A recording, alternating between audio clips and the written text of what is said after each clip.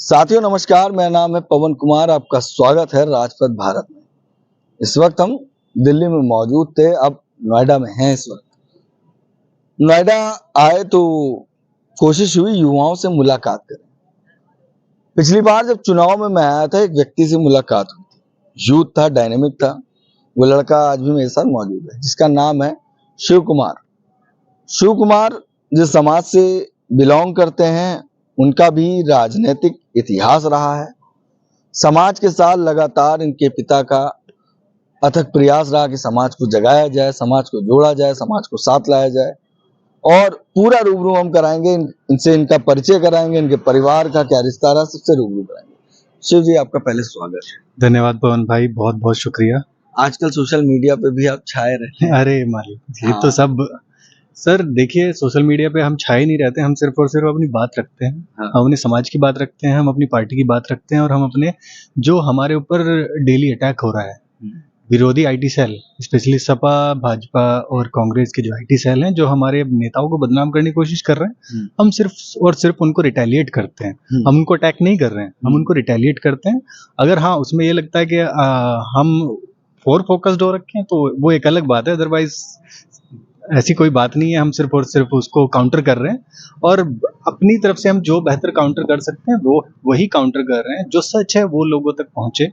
हमारी ये पुरजोर कोशिश रहती है हमेशा से कि हमारे समाज के जो नेता हैं, जिनके ऊपर एलिगेशन लगाए जा रहे हैं तरह तरह के रोजाना, कभी बी टीम, कभी सी टीम, कभी ए टीम, वो सब जो बोला जा रहा है, उनको वो उसका कोई तात्पर्य नहीं है, उसका कोई ऐतिहासिक एडजस्टमेंट नहीं है। अच्छा। वो सब चीजें नहीं है, ऐसा ऐसा कुछ है ही नहीं।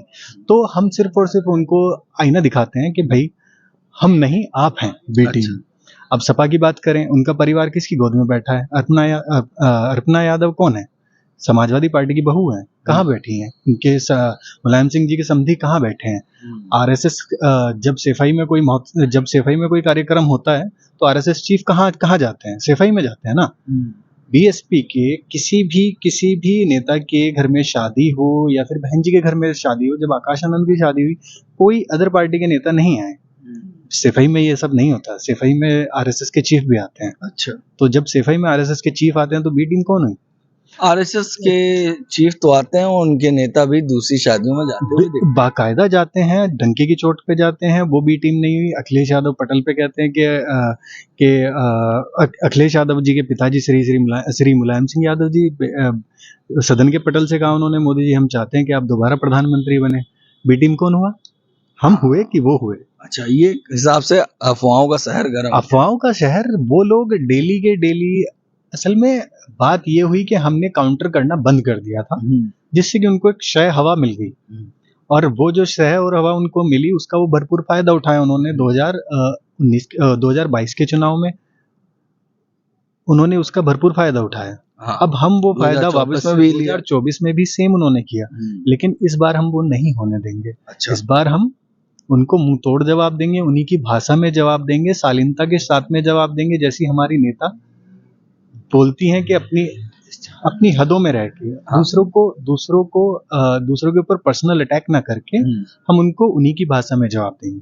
इतनी बातों में आपको समझ में आया होगा कि बार बार अपनी पार्टी, अपनी विचारधारा, अपनी थॉट्स, अपनी नेता, हमारी नेता, ये बात निकल के आ रही है।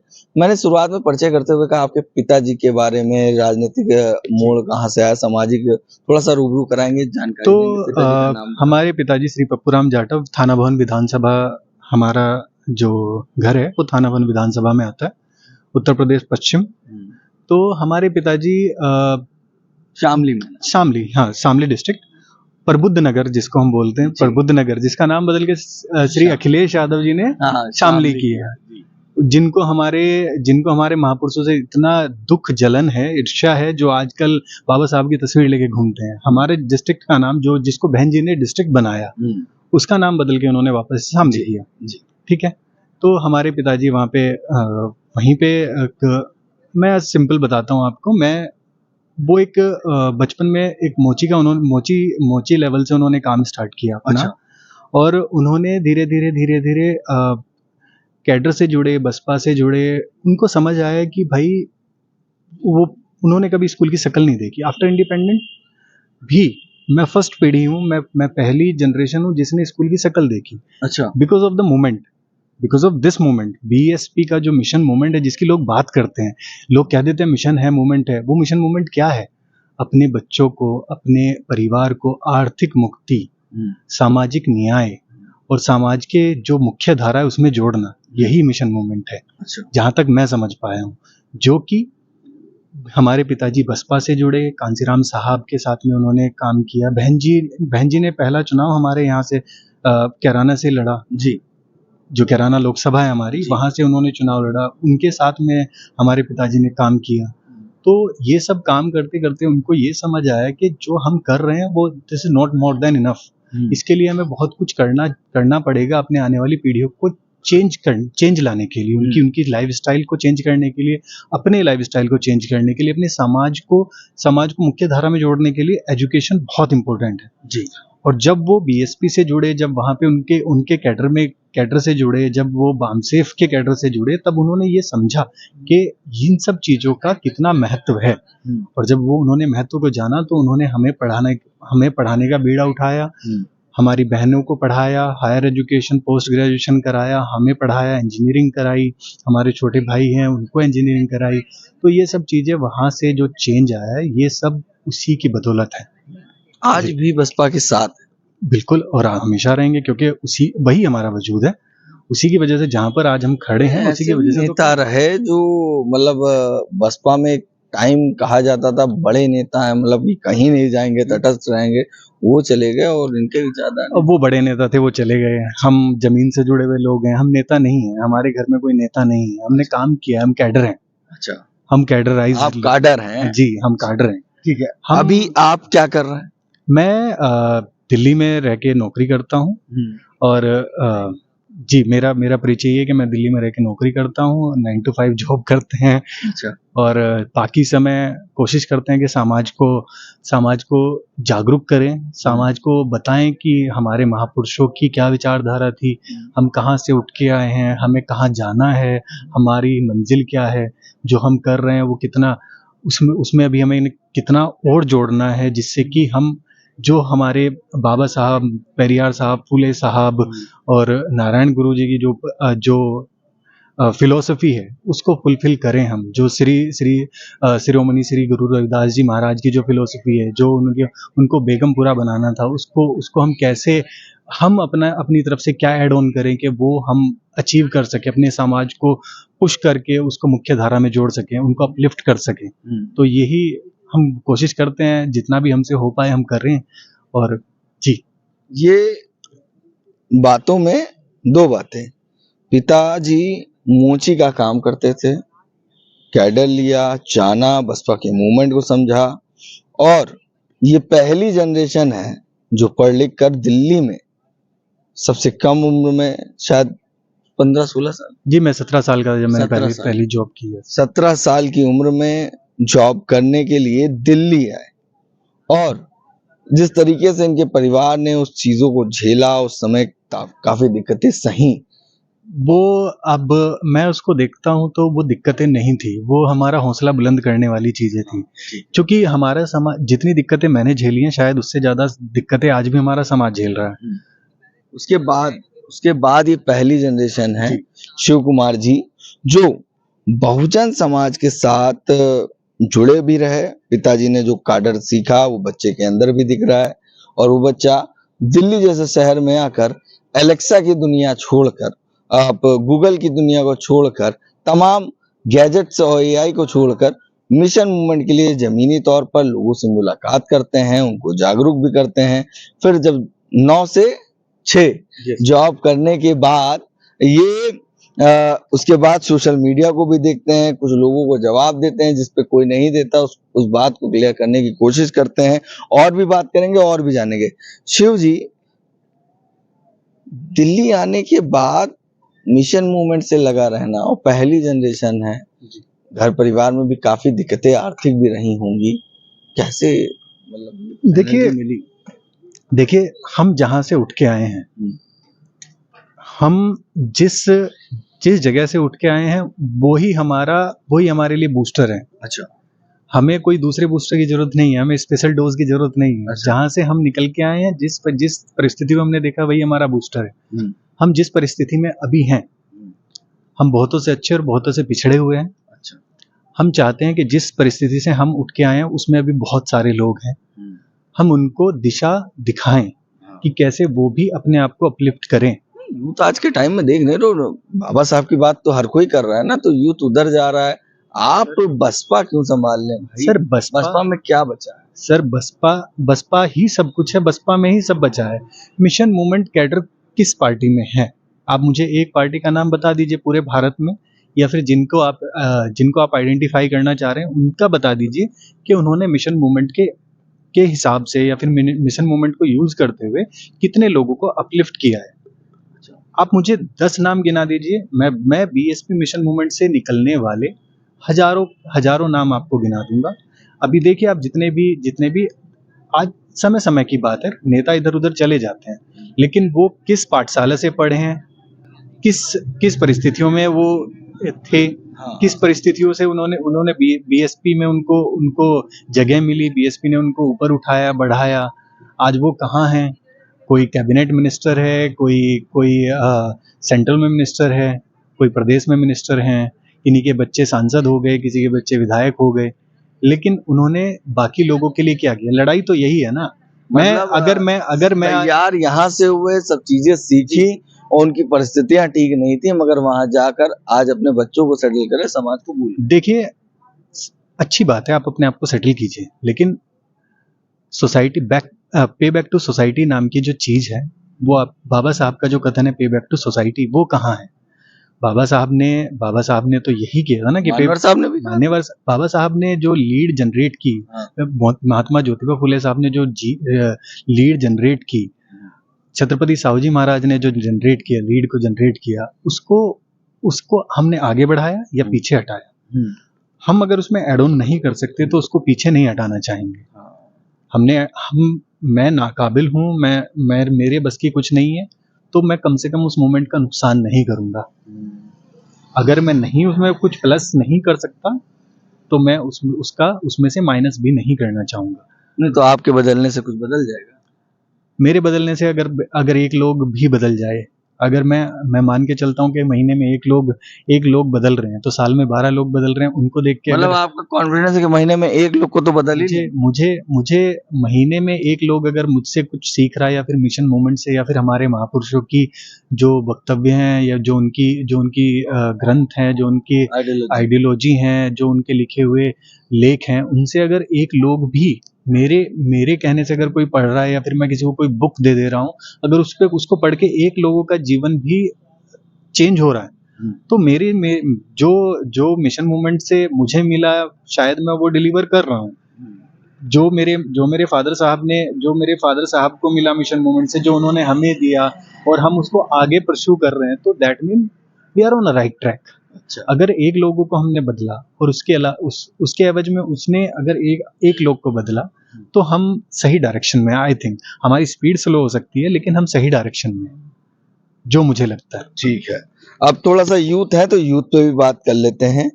आज के समय में यूथ लीडरशिप की बहुत बात हो रही है, तो समय ना रोकते हुए, इस कारवे को चलते हुए, ये सवाल मेरे मन में आया, यूथ लीडरशिप में कौन बहुजन आइडियोलॉजी को लेके एडजस्ट कर सकता है और कैसे? देखिए, अगर आप आकाश आनंद का नाम लेना चाहते हैं तो क्यों? देखिए, कल ही वापसी हुई है। हाँ, तो और बड़ी खुशी की बात है हमारे लिए कि जिस पार्टी ने हमें इतना कुछ सिखाया, इतना कुछ दिया, उन्होंने हमें एक और तोहफा दिया। एक यूथ जो पढ़ा लिखा है, एक यूथ जो जानता है, समस्याओं को जानता है, एक यूथ जिसमें बदलने की कुव्वत है, जो बदलना चाहता है, जो बदलाव कर रहा है, तो हमें उससे बड़ा प्यार है। और हम चाहते हैं कि उसके बैनर तले, उसकी गाइडेंस में हम और चीज़ों को बदलें, क्योंकि उनके ऊपर जिसका हाथ है, उनका हाथ हम सबको चाहिए। अच्छा, देखिए, जिस मिशन मूवमेंट की छत्र छाया में वो पल रहे हैं, उसी मिशन मूवमेंट की छत्र छाया में हम पल रहे हैं। वो पेड़ के ज़्यादा करीब हैं, हम उसकी छाया हमें भी मिल रही है, तो वो ज़्यादा सीख पा रहे हैं, और उनसे अगर हमें कुछ डिलीवर्ड होगा, तो दैट मीन हमारे लिए उससे ज़्यादा बेहतर क्या होगा? ना सांसद है ना विधायक है, क्या है उनके अंदर ऐसी अपॉर्चुनिटी जो खासियत जो आप? सर सांसद विधायक तो हजारों लाखों लोग बने हैं। बाबा साहब ने कहा अरे सांसद विधायक होंगे तो मदद भी कर पाएंगे भाई ये क्या बात हुई? मेरे पिताजी सांसद विधायक तो थे नहीं। हाँ। उन्होंने भी तो कुछ चेंज किया ना, उन्होंने चेंज किया। बहन जी जब विधायक नहीं थी, सांसद नहीं थी, तो क्या उनका लोगों को उन्होंने डायरेक्शन नहीं दी? कांसीराम साहब जब सांसद विधायक नहीं थे तो क्या उन्होंने लोगों को डायरेक्शन नहीं दी? सांसद विधायक बनना एक बहुत बहुत छोटी चीज है पवन भाई। इसको आप समझिए कि सांसद विधायक बन गए, बना दिए गए, ये एक बहुत छोटा है। ये छोटे फ्रेम में फिट करना है, किसी भी बड़ी आइडियोलॉजी को एक छोटे फ्रेम में फिट करना है, तो उसको एक फ्रेम दे दो, सांसद या विधायक। सांसद विधायक तो कोई भी बन जा रहा है। आप लेट जाइए, सामने से फैल जाइए किसी भी पार्टी में जाके, आप सांसद विधायक बन जाएंगे। लेकिन आइडियोलॉजी का क्या? वो आइडियोलॉजी जो जिंदा कर रहा है, जिसकी वजह से लोगों की लाइफ चेंज हो रही है। हमारी लड़ाई आइडियोलॉजी की है, हमारी लड़ाई राजनीति से पहले सामाजिक है, और सामाजिक लड़ाई को जीतने के लिए हमें राजनीतिक लड़ाई को भी जीतना है। अच्छा, वो जो कांसीराम साहब कहते थे कि सत्ता की मास्टर चाबी को हासिल करना है, और आरक्षण से लेंगे डीएम, एसपीडीएम और वोट से लेंगे सीएम। तो वो पूरी अलाइन है। अच्छा, ठीक है। तो राजनीतिक दल है हमारे पास में, इंडिया की 3rd लार्जेस्ट पार्टी है हमारे पास में, तो वो उसने कितने सांसद विधायक बनाए हैं आप रिकॉर्ड उठा के देख लीजिए, और कितने अभी हम बनाने की श्रृंखला में अभी और लोग जुड़ेंगे, वो भी आपके सामने अभी आने वाले समय में चर्चे में आ गया। आकाश भाई देखिए, आकाश जब बिजली कड़कती है तो आकाश ही चमकता है। अब बिजली कड़केगी, आकाश ही चमकेगा। तो आप अभी आगे देखो होता है क्या। मैंने कुछ टाइम पहले एक ट्वीट किया था कि मई का महीना, गर्मी बढ़ने वाली है, अब सब लोग अपनी एसी कूलर की सर्विस करा लो, गर्मी बढ़ने वाली है भयंकर। तो अपनी कुर्सी की पेटी बांध लो, अब बहुत ज्यादा चेंज आने वाले हैं, मौसम बदलने वाला है। तो अभी उस बदलाव को आप देखेंगे, और हम सब चाहते हैं जितना यूथ है जो लेफ्ट राइट हो रखा है वो भी वापस अलाइन हो जाएगा। हमारे पास में यूथ भी है, हमारे पास में प्रेरणा देने वाले, हमारे पास में जो जिसने अपने काम से डिलीवर्ड किया है, सिस्टम रन किया है, वो लोग, वो बहन जी भी हैं जिन्होंने पूरी 4 बार सरकार चलाई है, और अपने दम पे चलाई है, और बाकायदा इतने अच्छा गवर्नेंस दिया है, इतना अच्छा रोल मॉडल अभी आज तक लोग बात करते हैं। तो वो रोल मॉडल भी है हमारे पास में, एक युवा शक्ति भी हमारे पास में, और हमारे पास में सब कुछ है, हम फुलफिल हैं। अच्छा, आपके पास सब कुछ है, तमाम बातें हैं, मगर यहाँ पर एक बात नहीं समझ में, बिहार में चुनाव है, उत्तराखंड है, उत्तर प्रदेश है, पंजाब है, राष्ट्र पार्टी का दर्जा खतरे में भी है। फिलहाल आकाश को पार्टी में इस वक्त लेना, मुझे लगता है हो सकता है आने वाले चुनाव को बेहतर कर सकता है, मगर क्या पॉसिबिलिटीज आपको लगती है? आप जैसे आम व्यक्ति जो डेली काम करते हैं, तो आकाश की मांग करना मुझे नहीं लगता है आपको वैसे जरूरत है, क्योंकि आप तो अपना कमा खा रहे हैं, नोएडा में रह रहे हैं। देखिए, अगेन वही बात आ जाती है, मैंने अपना कर लिया है, मैं अपना करता रहूंगा, मेरी लाइफ सेटल हो गई है, मैं अपनी लाइफ को और ज्यादा बेहतर कर सकता हूँ। कब पार्टी की चिंता? मुझे अपने लिए नहीं चाहिए। अच्छा, मुझे देखना है कि मेरे जैसे जो हजारों लाखों युवा अभी घूम रहे हैं, जिनको राइट डायरेक्शन की जरूरत है, हमें उसको अलाइन करना है। तो हमें उसको अलाइन करना है। हम चाहते हैं कि हमारे जैसे युवाओं की टास्क फोर्स बने, जो अपने साथ साथ अपने परिवार की मदद करें और अपने समाज की भी मदद करें। तो जब हम पहले हम अपने परिवार की मदद करें, फिर हम अपने समाज की मदद करेंगे, तो सब कुछ अलाइन होगा। आर्थिक मुक्ति और सामाजिक मुक्ति हमें दोनों चाहिए। जरूरी नहीं कि जो चीज मुझे मिल गई वो बाकी सब लोगों को मिल गई। ये सीखा कहाँ से? इतना प्यारा जो आप बयान दे रहे हैं वो सीखा कहाँ? सर ये तो हमें अपने माँ बाप से मिला है, हमने देखा है लोग उनके पास में आते थे हमारे जब बसपा की सरकार होती थी हमने वो देखा है दिन जब आज भी वहीं गांव में रह रहे हैं, लोगों को कैडर भी दे रहे हैं, पता चला। जी वो अभी भी वहीं पे है, उनका मन नहीं करता यहाँ पे आने के लिए, हमने बहुत बार बोला कि हमारे पास में आके रहो, बट उनको उनको जो सोशल नेटवर्क है उनका उससे दूर नहीं रह सकते, उनको लोगों के साथ में लोगों की हेल्प करना, लोगों के साथ में घुलना मिलना पसंद है। आपकी एज है कम से कम 31 साल के आसपास। जी इस समय आप जॉब करते हैं, आप पेशे से इंजीनियर हूँ। इंजीनियर हैं। Yes. आप थोड़ा सा और ब्रीफ कर दूं कि आपकी शादी भी हो चुकी है और आपकी वाइफ डॉक्टर है। जी मेरी वाइफ डॉक्टर है। हाँ, और तो ये पहली जनरेशन। जी ये पहली जनरेशन है हमारी। हाँ। और जो लोग कहते हैं कि आरक्षण से क्या बदले, आरक्षण से क्या बदला या फिर मिशन मूवमेंट से क्या बदला, हाँ। तो यही है, ये जो बदलाव आप देख रहे हैं, शायद मैं एक बहुत छोटा पुर्जा हूँ उस चीज का, लेकिन लोगों का देखना चाहिए कि हम ही हैं और हमारे अंदर कुव्वत है कि हम बड़े बड़े काम कर सकते हैं। अच्छा हम फर्स्ट खा रहे हैं, जनरेशन अच्छा पहन रहे हैं। हम फर्स्ट जनरेशन हैं। सोचो अगर हमारे बाप दादाओं की स्कूल गए होते, उनके बिजनेस होते, तो हम क्या कर रहे होते। जिन लोगों को लगता है कि आरक्षण से तब्दीली नहीं आ रही है, तो वो देखें कि हमारी लाइफ जो चेंज हुई, जो गवर्नेंस की वजह से, जो गुड गवर्नेंस जो बहन जी ने दी, जो सब मैं आपको, अरे हाँ मैं एक बात बताता हूँ आपको, क्योंकि मैं जब कॉलेज टाइम में था तो हमारे पास में फीस के लिए बहुत, मैं वो सवाल करने वाला मेरे था पास, मैं सही बताता हूँ, देखो मुझे बोलने में बिल्कुल भी हिचकिचाहट नहीं होती, मैं कहाँ से आया हूँ, मैं क्या हूँ। मैं जिस बेस से उठ के आया हूँ, हमारे पास में पैसे नहीं थे पढ़ाई करने के लिए, और इंजीनियरिंग जैसी पढ़ाई करने के लिए तो बिल्कुल भी नहीं।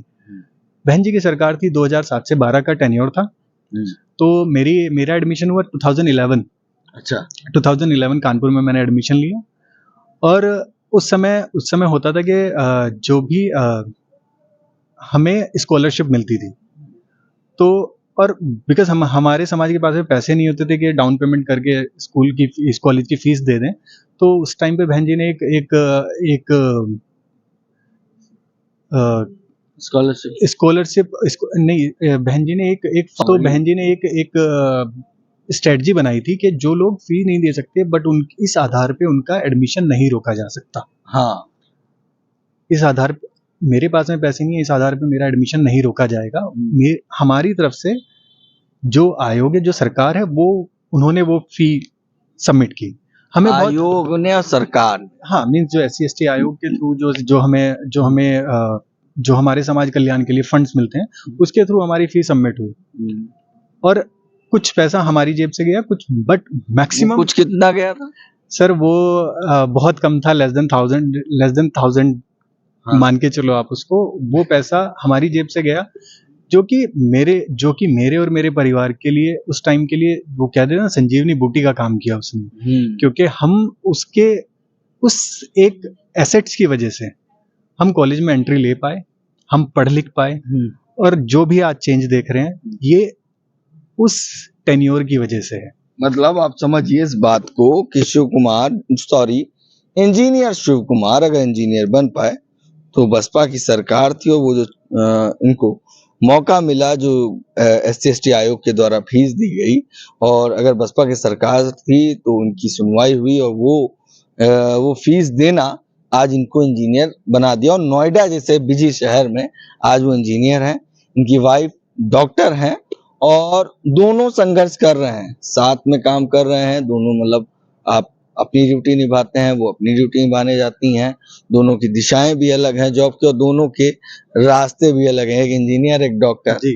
और ये बड़ा ग्रेट कॉम्बिनेशन होता है, और थोड़ा सा एंटी भी होता है मुझे। देखिए, एंटी जहाँ पर आप लोगों की ट्यूनिंग अच्छी हो, वहाँ पे एंटी कुछ नहीं होता। मैं यही कहना चाहूंगा समाज के सभी लोगों से कि अपनी फैमिली के अंदर जितना ज्यादा प्यार आप देंगे, आपको उतना आपको मिलेगा। 108 रुपए वाली भी तो कोई बात, जी हाँ, वो फी वाली बात थी, लेस देन 1000 जो मैंने बोला, 108 रुपए मैंने फी सबमिट की थी, और बाकी जो फंड्स थे वो गवर्नमेंट ने एज ए स्कॉलरशिप मेरे बिहाफ पे कॉलेज को और यूनिवर्सिटी को पे किया, जिसकी वजह से मैं पढ़ पाया। मैंने सिर्फ और सिर्फ कानपुर जैसी बिजी सिटी में, कानपुर जैसी सिटी में, बड़े शहर में अपने रहने खाने का खर्चा मेरी जेब से गया। बाकी पढ़ाई मैंने फ्री की, जिसके लिए मैं जितना मैं धन्यवाद दे सकता हूँ, ये जो आप बोल रहे हैं ना कि आप क्यों क्यों करना चाहते हैं, वही एक चीज है जिसने मुझ जैसे इंसान को अपने पैरों पे खड़ा कर दिया। अगर वो वापस से वही सरकार आ जाए तो कितने लाखों करोड़ों लोगों को वापस से अपने पैरों पे खड़ा कर देगी। बिल्कुल। हम इस देश की प्रगति में कितना एड ऑन करेंगे। हम टैक्स पेयर बनेंगे, हम टैक्स देंगे, हम चीजों को अच्छा मोबिलाइज करेंगे, हम देश की प्रगति में हिस्सेदार बनेंगे। शायद सरकार होती तो आप गवर्नमेंट, देखिए गवर्नमेंट और प्राइवेट से उससे कोई नौकरियां तो निकली। हाँ देखिए, हाँ बिल्कुल, वो इंजीनियर्स की नौकरी कब निकली थी? मैं नहीं जानता, और शायद अब कहाँ ही बची हैं। अब तो सब संविदा वाला सीन हो गया, टेंडर पे नौकरियां चल रही हैं, तो वही सब चल रहा है। देखिए वो एक सरकार के अपने आरक्षण के ऊपर कैसे अटैक किया जाए, उसको कैसे खत्म किया जाए, वो सब हथकंडे हैं। उसके ये जो टेंडरशिप लेके आए हैं गवर्नमेंट, ये सब वही हथकंडे हैं कि आरक्षण को या फिर हम जैसे लोगों को कैसे वापस से गड्ढे में डाला जाए। हम लोग अपने पैरों पे कैसे खड़े ना हो पाए, कैसे इस देश की प्रगति में और ज्यादा एड ऑन ना कर पाए, तो ये सब उसके हथकंडे हैं। अगर हम मुख्य धारा में आ गए तो हम बोलने लगेंगे तो अपने हक की बात करने लगेंगे, हक की बात करेंगे तो उसको छीनेंगे, उसको लेंगे, क्योंकि अगर आप पढ़े लिखे हैं तो आप अपना हक मरने तो नहीं देंगे। तो बस वही है, केंद्र सरकार और प्रदेश सरकार यही सब चाहती है कि इनके मुंह में जबान ना जाए, तो वही जबान काटने पे लगे हुए हैं। अच्छा, ठीक है। एजुकेशन का प्राइवेटाइजेशन कर दिया। अब जो 108 रुपए में हम पढ़ लिए, तो आज तो नर्सरी की फीस 2.5 लाख रुपए हो गई। भाई साहब, आप एडमिशन एक जगह से दूसरी जगह चेंज कराएंगे तो वही लाखों रुपए का खर्चा है। शायद अब मैंने इंजीनियरिंग कर ली और वहाँ पे अब वो नर्सरी की फीस उससे ज्यादा है। तो अगर मैं समर्थ हो गया हूँ, बट मेरे समाज के 90% लोग तो समर्थ नहीं है ना। वो तो उस एजुकेशन को कैटर नहीं कर पाएंगे ना। और अगर उस एजुकेशन को, जहाँ पे एआई मॉड्यूल में एजुकेशन का ट्रांसफर हो रहा है, जो ट्रांजिस्ट है, वहाँ पे हमारा जो आने वाला भविष्य है वो कहाँ खड़ा होगा। आबासा अच्छी बात है, सिखाओ, लेकिन एक टाट पे बैठ के पढ़ रहा है और एक एसी वाले रूम में प्रोजेक्टर पे पढ़ रहा है, उसके पास में जो अच्छे ट्यूशन प्रोजेक्ट्स हैं, अच्छे टीचर्स हैं, उसमें और जो सरकारी स्कूल में पढ़ रहा है उसमें कितना डिफरेंस होगा। वो एजुकेशन का जो जमीन आसमान का जो फर्क है, उसको कैसे पाटेंगे आप। तो यही गवर्नमेंट कर रही है कि ये जो फर्क डे बाय डे बढ़ता जा रहा है, इसी की लड़ाई है। यही है मिशन मूवमेंट, यही है जो भी हमारा कार्ड है। अच्छा। जिसने जो कुछ हमें सिखाया कि हमें इसी गड्ढे को भरना है। ये जो भटकने का तो कोई चांस ही नहीं होता सर जी। ठीक है, शिव जी से बात हो रही, तमाम बिंदुओं पे बात हुई, मगर इंजीनियर शिव कुमार आज इंजीनियर शिव कुमार बने हैं तो उसका एक बड़ा सहयोग रहा, वो है 2011 के समय। सरकार किसकी थी, मंथन आप करिए। वो 108 रुपए आज शिव कुमार को नोएडा जैसे शहर में रहने को, खाने को, कमाने को और चलने के लिए साधन दे रहा है। और यही एक कारण है जो आज भी जो बसपा का कोर वोटर है, जिसको तमाम राजनीतिक पार्टी अपनी ओर मोड़ना चाहती है, मगर ये कोर वोटरों का जो सहयोग हुआ, जो समर्थक हैं, वो कहीं न गए। भला नेता कहीं भी चले गए हों, नेताओं ने पार्टी बदली हो, समय ये भी बताया कि जब समय था तो उनकी आर्थिक स्थिति भी नहीं सही थी, ना उनको कोई जानता था, मगर जब बसपा ने बनाया, जब बसपा से बने तो वो दूसरी पार्टी में गए, अपने परिवार को सेटल किया, मगर समाज उसी की हालत में है कि आज भी वो नौकरी नहीं कर पा रहा है। मगर शिव कुमार ने एक बात और कही, बड़ी ही बेहतर बात निकल के आई कि मुझे वो 108 का ही सहयोग है जिसके द्वारा मैं इंजीनियर बन पाया, और उसके बाद आज मेरी पत्नी डॉक्टर है। ऐसे तमाम युवा आज जो नहीं पढ़ पा रहे हैं, जो इस समुदाय से आते हैं, बहुजन समुदाय से आते हैं, एक बड़ी संख्या जो इस देश की है, जो नहीं पढ़ पा रही, नहीं बेहतर कर पा रही, उसका कारण ये है कि एक ऐसी गवर्नेंस हमें साथ देने सामने नहीं आ रही। कैसा लगा हमारा वीडियो, कमेंट करके जरूर बताइएगा। बाकी बने रहिए हमारे चैनल के साथ। धन्यवाद।